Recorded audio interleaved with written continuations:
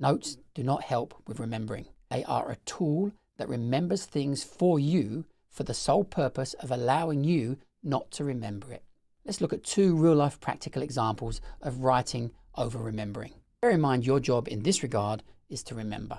If I ask you to write down a phone number, what do you think your chances are of remembering it just from writing? Now imagine you do not have a pen and paper. You now know you must remember it. You engage your brain, you repeat the number until you feel comfortable that you have made the link. Notes prevent the development of that link. The same applies with shopping lists. There's a very simple memory technique for shopping lists. First, tell the person what it is you need to buy. Then count how many items you have mentioned. Very often, just knowing you need 10 items is enough to trigger the memory of all 10 items as you put them in your basket.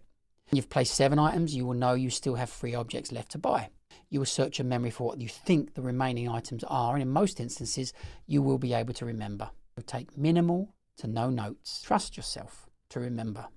Because in the case of points, it's better to remember 7 and forget 3 than it is to have not tried to remember anything by writing all 10 down and placing them in your pocket.